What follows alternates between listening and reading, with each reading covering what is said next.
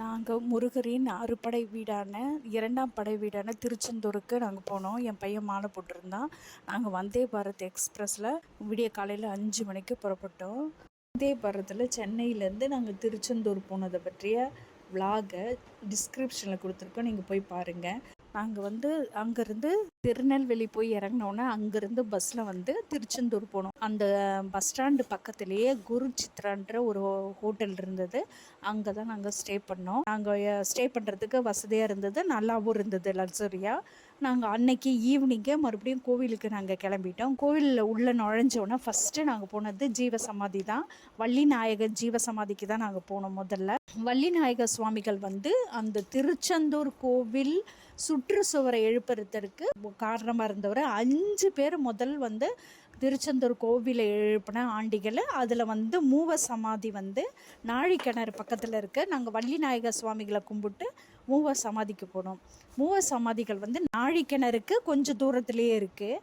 மூவ சமாதிகளில் ஆறுமுக சுவாமிகள், மௌன சுவாமிகள், காசி சுவாமிகள் இருக்காங்க. அங்கே பயங்கர பாசிட்டிவ் எனர்ஜி கிடச்சிச்சு. அங்கே இருக்கிற வேப்ப மரம் பிருந்தாவனத்தில் இருக்கிற மரங்கள் மாதிரி இந்த வேப்ப மரம் இருந்துச்சு. அந்த ஜீவ சமாதியில் நாங்கள் ஒரு 1/4 மணி நேரம், ஒரு அரை மணி நேரம் இருந்திருப்போம். அதுக்கப்புறமா கடற்கரை ஓரத்தில் நாங்கள் ரூமுக்கு வந்துட்டோம். மறுநாள் காலையில், விடிய காலையில் 3 மணிக்கு நாங்கள் கோவிலுக்கு திரும்ப கிளம்பி போய் நாழிக்கிணறுல குளிச்சுட்டு, அதுக்கப்புறம் நாழிக்கிணறுல குளிக்கிறதுக்கு லைன் 1.5 மணி நேரம் ஆயிடுச்சு. அதுக்கப்புறம் நாங்கள் கடலில் குளிச்சுட்டு அப்புறம் மூலவரை தரிசிக்கிறதுக்காக நாங்கள் க்யூவில் நின்னோம். அன்னைக்கு ஆடி கிருத்திகைன்றதுனால 7 மணி நேரம் ஆயிடுச்சு. அவ்வளவு கூட்டம்.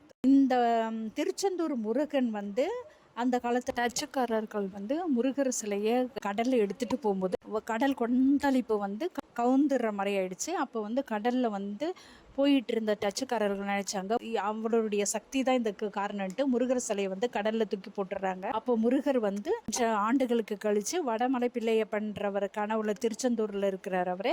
அவர் முருகர் பக்தர் தான். அவர் கனவுல நான் கடலில் இருக்கிறேன், ஒரு எலுமிச்சம்பழம் கடலில் மிதந்து வரும், அதுக்கு மேலே பருந்து வட்டமிடும், அந்த இடத்துல நீங்கள் என்னுடைய சிலையை கண்டுபிடிக்கலான்னு சொல்கிறாரு. அதே மாதிரி அப்போ அந்த சிலையை கண்டுபிடிச்சி எடுத்து பதிச்சு பிரதிஷ்டை பண்ணது தான் இப்போ இருக்கிற முருகர் சிலை, திருச்செந்தூர் முருகர் சிலை. அதுக்கப்புறம் வள்ளி கோகைக்கு போனோம். இந்த முருகரை நான் வழிபட்டு வந்ததில் எனக்கு ரொம்ப ஆத்ம திருப்தியாக இருந்தது. முருகரை பார்த்தது ரொம்ப பரவசமாக இருந்தது.